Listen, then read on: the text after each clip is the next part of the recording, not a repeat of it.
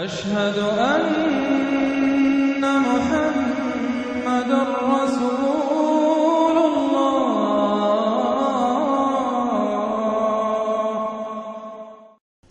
سورۃ البلد، اب یہ اس کا جوڑا ہے۔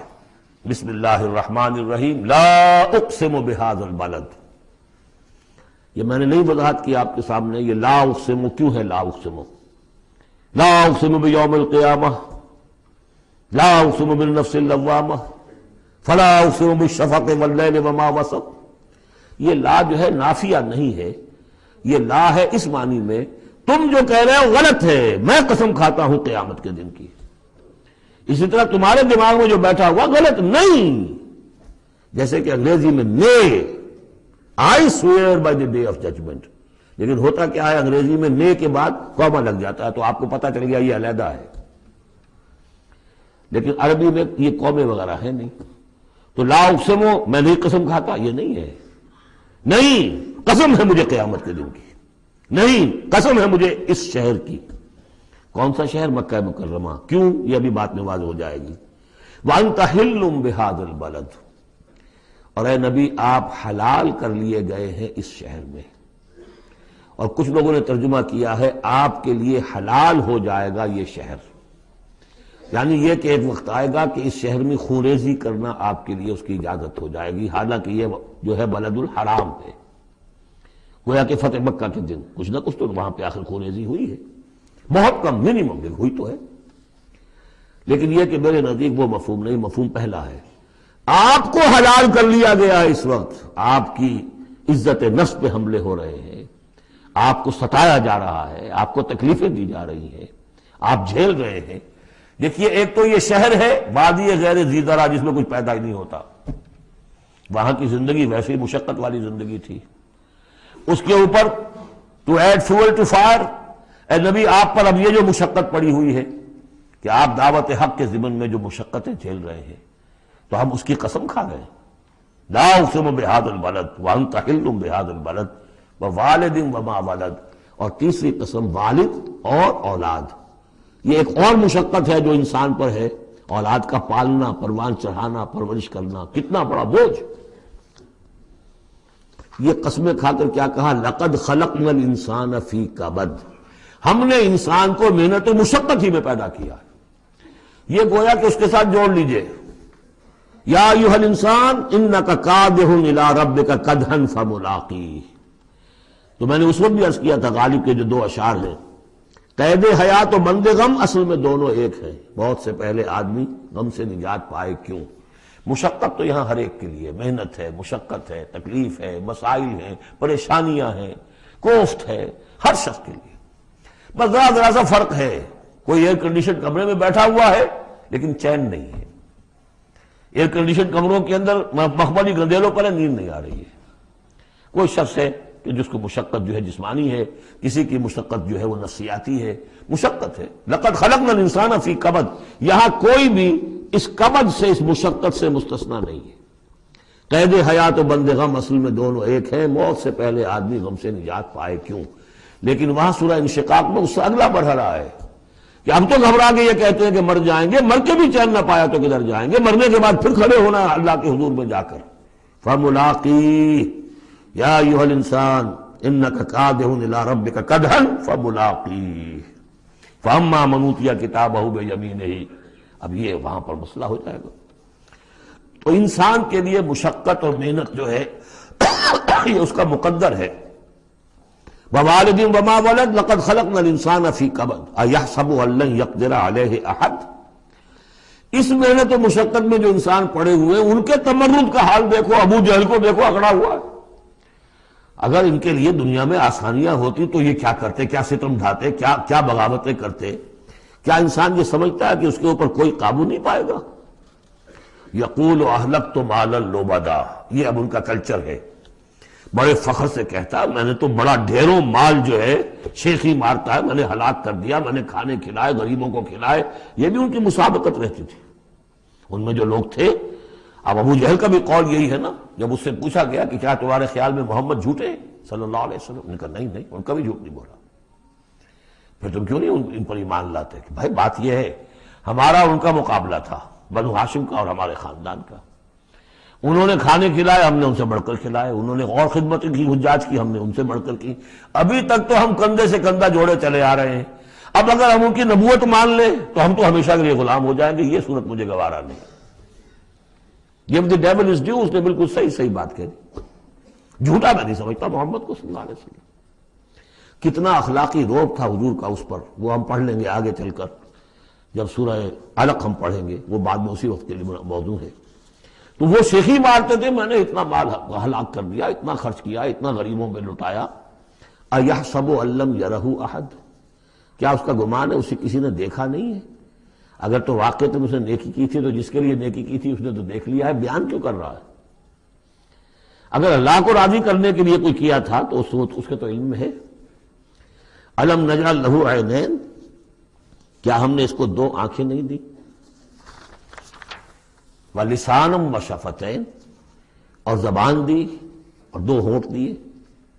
وَهَدَيْنَاهُ النَّجْدَيْنِ، اور ہم نے اس کو راہ دکھلا دی دو گھاٹیوں کی، دو گھاٹیوں کی ہدایت دے دی۔ اس میں عام رائے تو یہ ہے کہ اس سے مراد ہے نیکی اور بدی، لیکن یہ کہ مجھے اس رائے سے زیادہ اتفاق ہے جن کے خیال میں اس سے مراد ہے ماں کی دو چھاتیاں، ابھار ہوتے ہیں، نجدین اس کو کہتے ہیں جو چیز ابھری ہوئی ہو۔ یہ جبلی ہدایت ہے جو بچہ لے کر آیا ہے۔ کس نے پڑھایا اس کو؟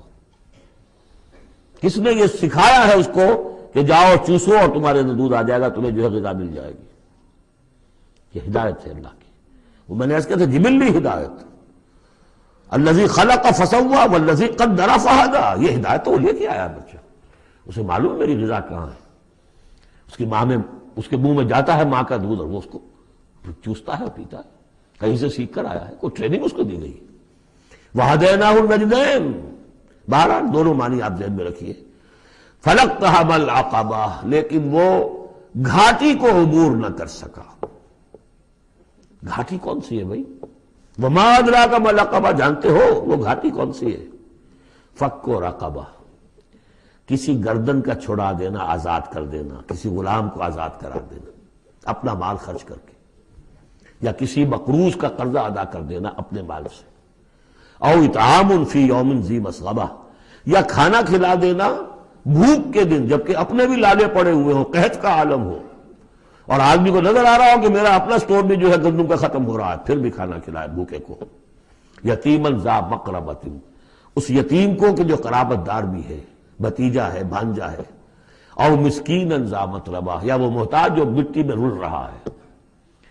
ثم كان من الذين آمنوا وتواصوا بالصبر وتواصوا بالمرحمہ۔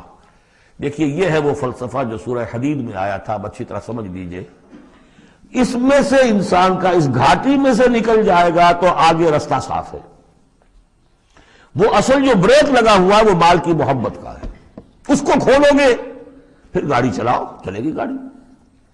جس کے دل میں یہ مال کی محبت ہے، جو مال کو خرچ نہیں کر سکتا کسی بھی ضرورت مند کے اوپر، کسی ادائے حقوق کے اندر، اب وہ شخص جو ہے وہ تو گویا کہ اس گھاٹی سے نکلا ہی نہیں، اسے ایمان کی کہاں نعمت میسر آئے گی، ایمان لے بھی آئے گا اس حال میں تو منافق ہوگا۔ سمجھ رہے میری بات کو؟ اگر یہ گند دل میں سے نکلا نہیں، پاک نہیں ہوا، تو ایمان لے بھی آئے گا کسی وجہ سے تو منافق بنے گا، مومن تو نہیں بن سکتا صحیح معنی میں۔